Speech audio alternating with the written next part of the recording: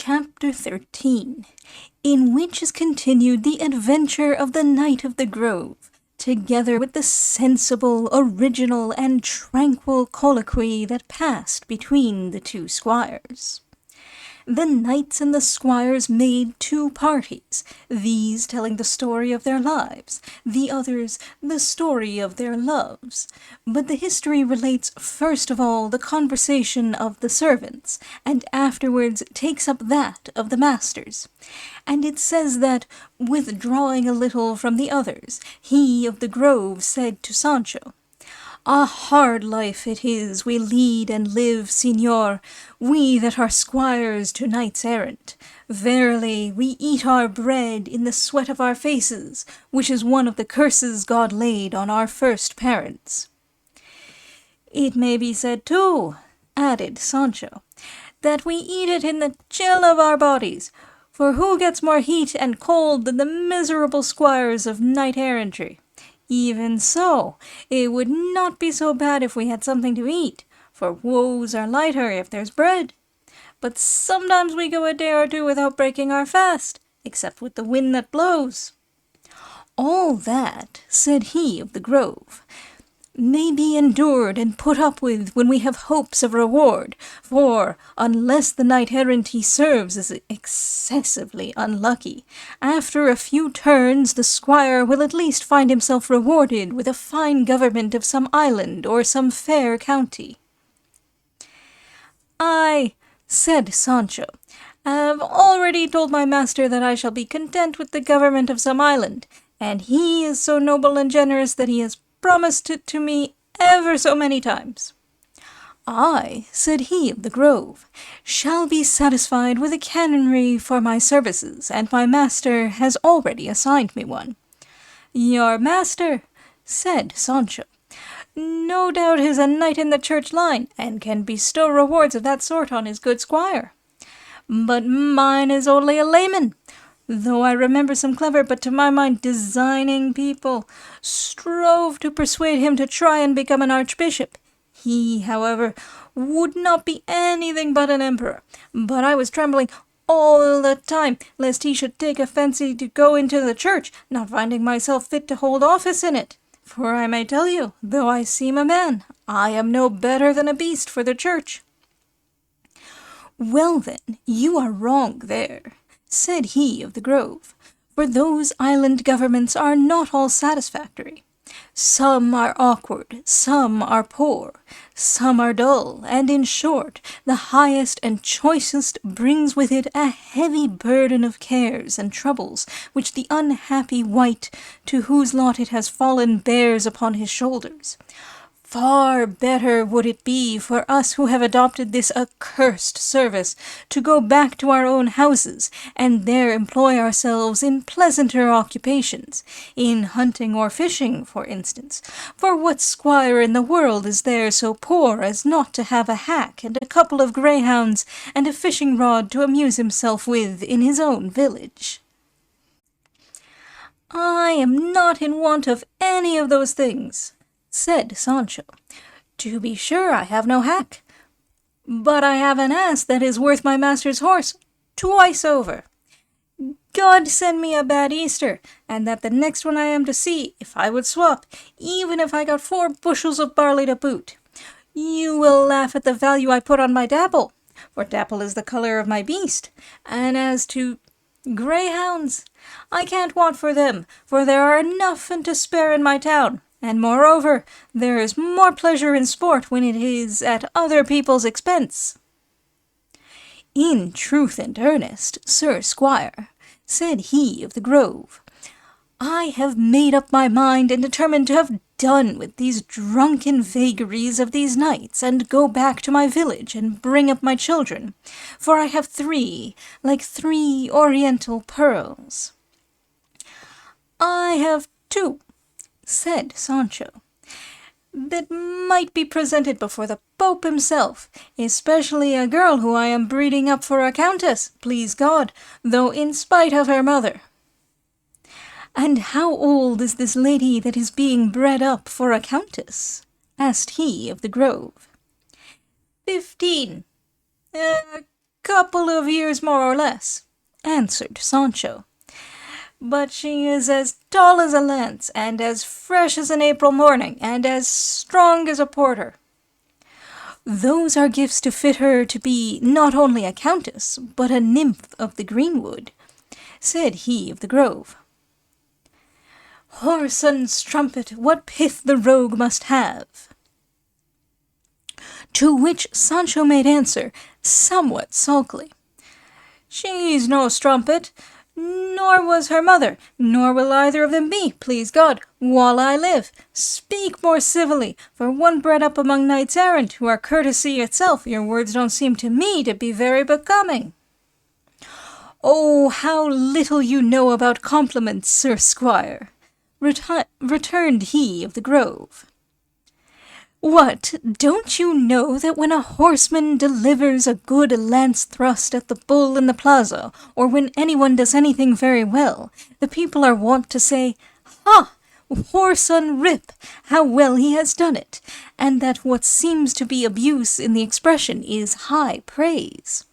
Disown sons and daughters, signor, who don't do what deserves that compliments of this sort should be paid to their parents." "I do disown them," replied Sancho, "and in this way, and by the same reasoning, you might call me and my children and my wife all the strumpets in the world, for all they do and say is of a kind that in the highest degree deserves the same praise. And to see them again, I pray God to deliver me from mortal sin, or, what comes to the same thing, to deliver me from this perilous calling of squire into which I have fallen a second time, decayed and beguiled by a purse with 100 ducats that I found one day in the heart of the Sierra Morena. And the devil is always putting a bag full of doubloons before my eyes, here, there, everywhere, until I fancy at every stop I am putting my hand on it, and hugging it, and carrying it home with me, and making investments, and getting interest, and living like a prince. And so long as I think of this, I make light of all the hardships I endure with this simpleton of a master of mine, who, I well know, is more of a madman than a knight." "There's why they say that covetousness bursts the bag," said he of the grove. "But if you come to talk of that sort, there is not a greater one in the world than my master, for he is one of those of whom they say the cares of others kill the ass, for, in order that another knight may recover the senses he has lost, he makes a madman of himself, and goes looking for what, when found, may, for all I know, fly in his own face." "And is he in love, perchance?" asked Sancho.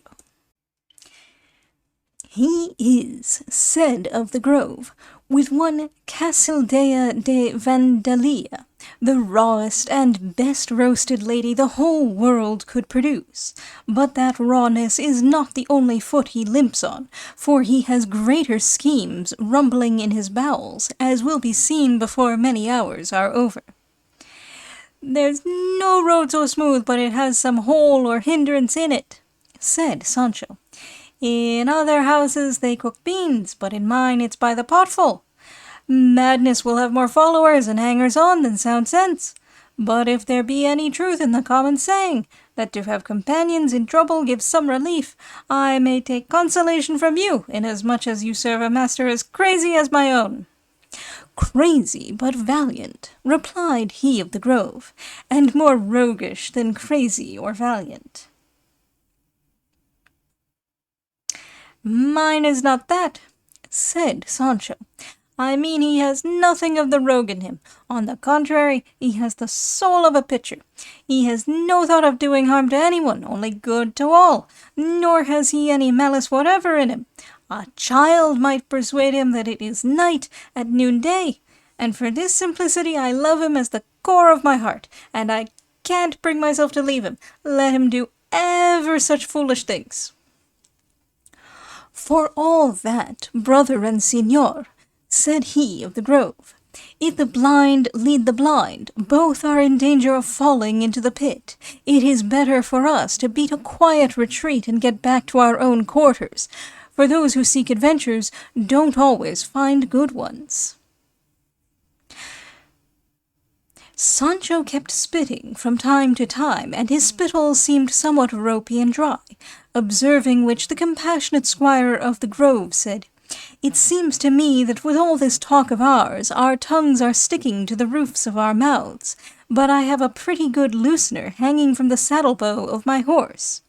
And getting up, he came back the next minute with a large bota of wine and a pasty half a yard across. And this is no exaggeration, for it was made of a house rabbit so big that Sancho, as he handled it, took it to be made of a goat, not to say a kid, and looking at it he said, "And do you carry this with you, señor?" "Why, what are you thinking about?" said the other. "Do you take me for some paltry squire? I carry a better larder on my horse's croup than a general takes with him when he goes on a march."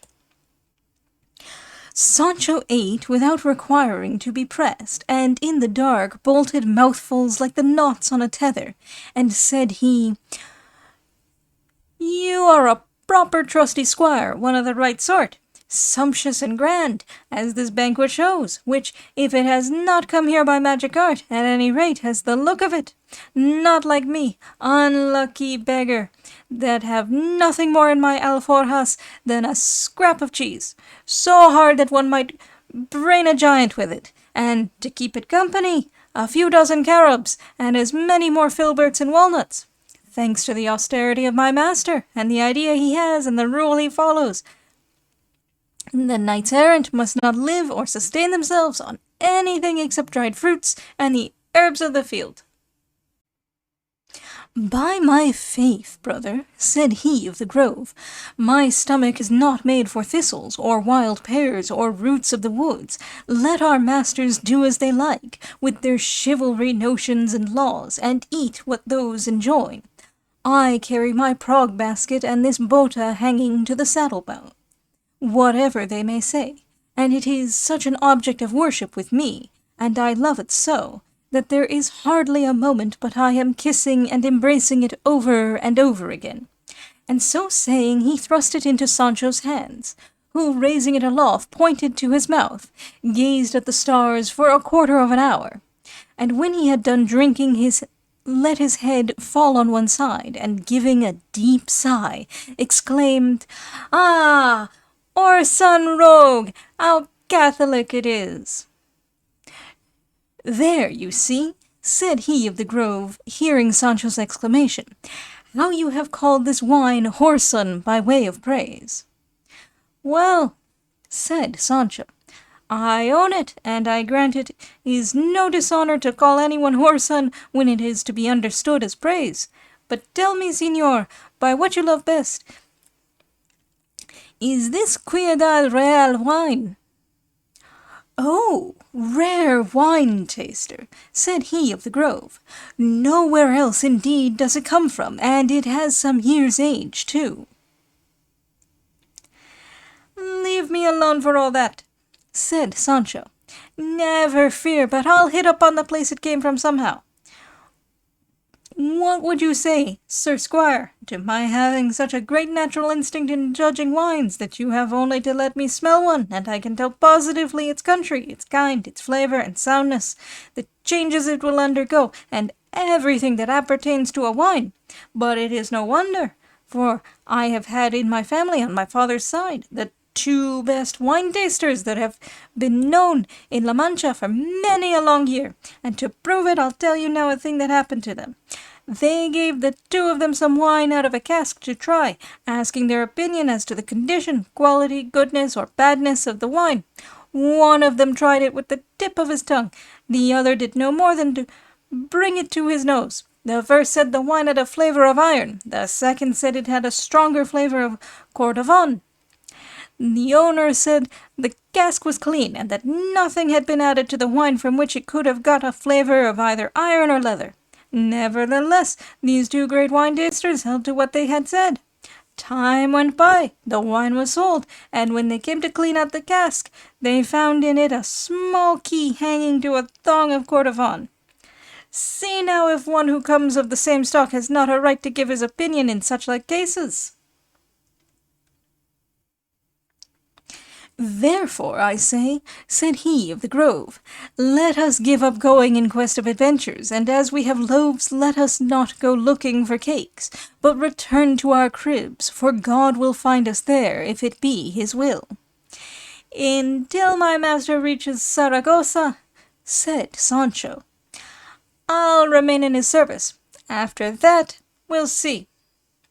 The end of it was that the two squires talked so much and drank so much that sleep had to tie their tongues and moderate their thirst, for to quench it was impossible, and so the pair of them fell asleep, clinging to the now nearly empty bota, and with half-chewed morsels in their mouths, and there we will leave them for the present, to relate what passed between the knight of the grove and him of the rueful countenance. For woes are lighter if there's bread. Proverb 173.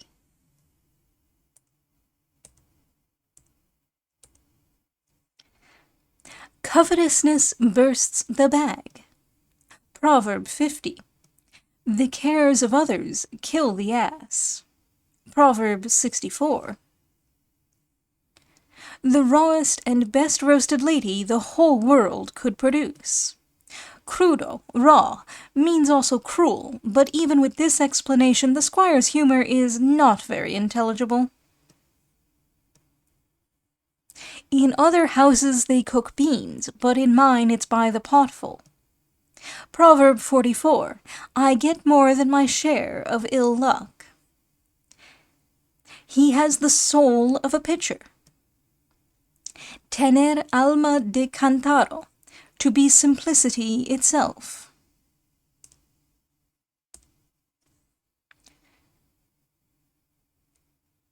Bolted mouthfuls like the knots on a tether, either as big or following one another as closely as the knots on a tether.